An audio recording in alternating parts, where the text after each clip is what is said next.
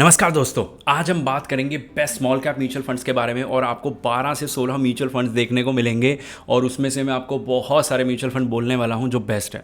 क्योंकि रिकवरी हमेशा इक्वल नहीं होती, लेकिन इस बार एक्स्ट्रा ऑर्डिनरी रिकवरी देखने को मिल रही है। सब इक्वल खड़े हैं, तो चलते हैं वीडियो के अंदर। अब यहाँ पर जब मैं स्मॉल कैप की बात कर रहा हूँ तो यहाँ पर आप देखिए Nippon India small cap, quant, Invesco, Tata. अब यहाँ पे ये सब हैं। ओके, अब रिकवरी की बात करें तो सबसे ख़राब रिकवरी 8% ऑलमोस्ट यहाँ पे आई है।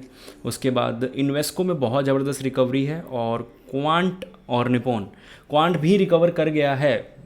मतलब 8% देना is not a bad deal. जब आपका निप्पॉन इंडिया स्मॉल कैप जो one of the best fund है, टाटा जो आपको 8% दे रहा है, तो उससे भी ज़्यादा देना मतलब एक बैड डील नहीं है।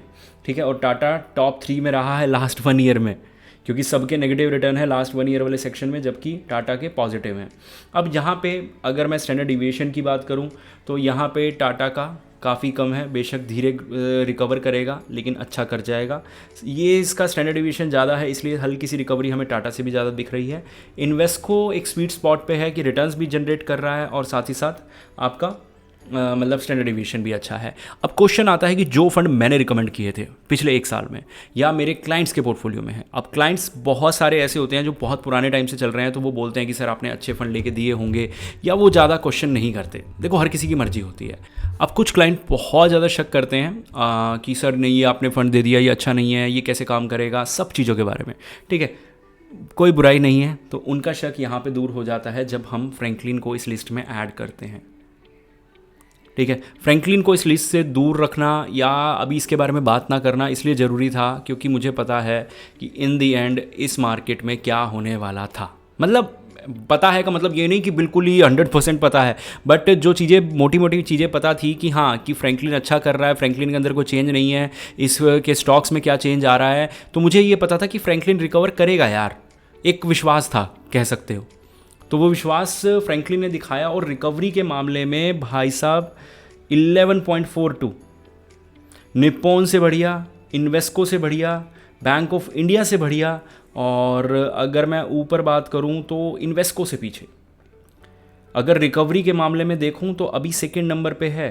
और जिन मेरे क्लाइंट्स के पोर्टफोलियो में था, अभी किसी के पोर्टफोलियो में मैंने कभी उनको ये भी नहीं बोला कि हम इसको चेंज करने वाले हैं या नहीं चल रहा है या कुछ, बढ़िया चल रहा है। ठीक है, साथ अगर यहाँ पे बात करें, फ्रैंकलिन ने ना एक चीज़ अच्छी करी है कि इसका जो स्टैंडर्ड डिविएशन था ना, वो HSBC और बाकी फंड्स के आसपास था, तो अभी मुझे काफ़ी यहाँ पे बेटर दिख रहा है। निप्पॉन का भी बेटर हुआ है, बैंक ऑफ इंडिया ख़राब स्टेज में चला गया है। अब एक चीज़ का ध्यान रखना, देखो यहाँ पे ना एक चीज़ देखो, इनका अल्फ़ा चेक करो। इन्वेस्को एक मात्र है जिसका अल्फ़ा 5 से ऊपर है, 6.61। अगर इधर मैं बात करूँ तो एक मात्र ये है जिसका 2। अब यहाँ पे अगर मैं देखूँ तो इसने 10% रिटर्न भी दिए। ठीक है, बेटर रिटर्न्स दिए लास्ट क्वार्टर में निप्पॉन इंडिया से। लॉन्ग टर्म में भी 35% रिटर्न है, सबके बराबर ही है। फिर भी इसका जो अल्फ़ा है क्यों लो है, वो इस वजह से है। अगर ये बहुत हाई है और अल्फ़ा लो है तो आप SIP कर भी लोगे ना, तो भी रिटर्न्स उतने अच्छे नहीं बनने वाले। लेकिन हाँ, ये चेंज भी होते हैं, ये 6-8 महीने में, 9 महीने में चेंज हो जाते हैं। ये चीज़ जो मैंने आपको स्टैंडर्ड डिविएशन या अल्फ़ा वाली समझाई, ये सिर्फ समझाई। ये मत मान लेना कि HSBC ख़राब है, HSBC बहुत बढ़िया है। और अभी मैं जो आपको बता रहा हूँ ना, ये सब बहुत ज़्यादा फोकस कर रही हैं AMC अपने स्मॉल कैप चलाने पर। इसलिए टक्कर मैंने इतनी ज़्यादा मतलब टक्कर कभी देखी ही नहीं स्मॉल कैप्स के बीच, कि ऊपर से लेकर नीचे तक मैं आपको ये बोल सकता हूँ कि यार ये बढ़िया है, निप्पॉन बढ़िया है, इन्वेस्को बढ़िया है, टाटा बढ़िया है, 3 हो गए। फिर नीचे मैं आपको जाके ये बोल सकता हूँ चौथा HSBC बढ़िया है, फ्रैंकलिन बढ़िया है, बैंक ऑफ इंडिया बढ़िया है, 6 हो गए। अब इसके बाद मैं फिर नीचे जा सकता हूँ और आपको और फंड भी दिखा सकता हूँ, लेकिन और फंड दिखाने से पहले कि और कौन कौन से अच्छे हैं, तो चलिए नीचे चलते हैं और देखते हैं कौन कौन से फंड। ये वो बेस्ट फंड रहे हैं जिन्होंने 12% से ऊपर की रिकवरी दी है। और मैं ऊपर जब बोल रहा था ना, लास्ट क्वार्टर की बात कर रहा था, तो फ्रैंकलिन ने बंधन से ज़्यादा रिटर्न दिए हैं। और हाँ, जो टॉप 3 रहे हैं रिकवरी के मामले में, इसका मतलब ये नहीं है कि वो टॉप 3 फंड है, वो किसी के पास होते भी नहीं है ज़्यादा, क्योंकि HDFC स्मॉल कैप बहुत लोगों के पास कम है। DSP लोगों ने लिया था 2023-24 में, उनके पास शायद पड़ा हो। सुंदरम भी ठीक है। तो ये fund one of the best recovery दिखाई है। ये देखो 12%, ये 13% तक पहुँच गए हैं DSP वगैरह। और यही मात्र एक फंड है जो अभी तक पॉजिटिव में आए हैं। इसको तो आप छोड़ दो, इससे आप कंपेयर करोगे ना तो भाई ये तो किसी अलग ही दिशा में चल रहा है। और अगर आप ये सोच रहे हो कि नहीं यार हमारे पास बंधन होना चाहिए था, हम बंधन को पकड़ लेते, नहीं, आप बंधन को नहीं पकड़ सकते थे, लेकिन आप बहुत सारे और फंड हैं जिनको पकड़ सकते थे। जैसे कि ऊपर के देखा जाए फ्रैंकलिन हो गया, bank of India, HSBC, Nippon India small cap, और अगर मैं टाटा की बात करूं, इन्वेस्को की बात करूं, तो ये सभी फंड को आप पकड़ सकते थे कि हमने इसमें इन्वेस्ट किया और बेटर रिटर्न्स हमने निकाले।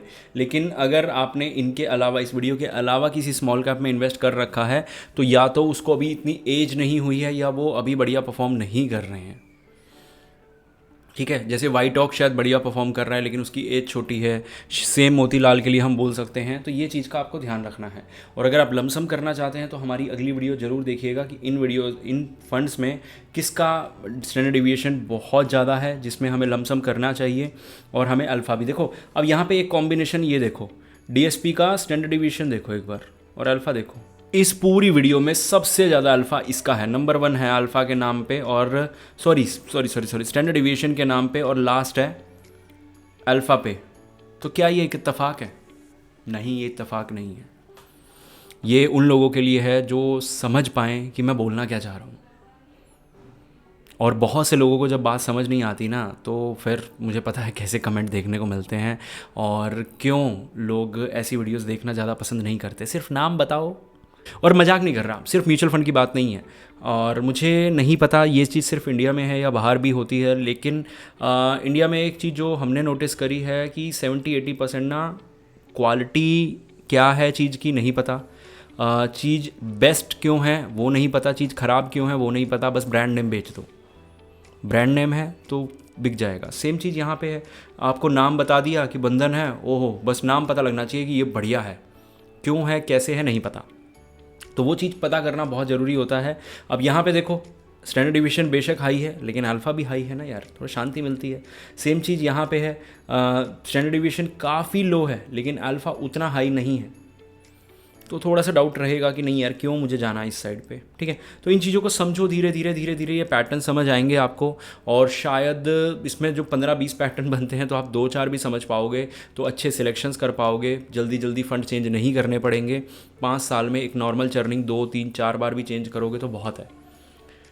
अगर इस तरह से बाय नहीं करोगे तो 6 महीने में सारे के सारे फंड अंडर परफॉर्मर हो जाएंगे, फिर करते रहो चेंज, 12 फंड हो जाएंगे, फिर 18 हो जाएंगे, 1.5 साल के अंदर 24 फंड लेके बैठ जाओगे। ठीक है, होपफुली आप समझ गए होंगे। मिलते हैं अगली वीडियो में।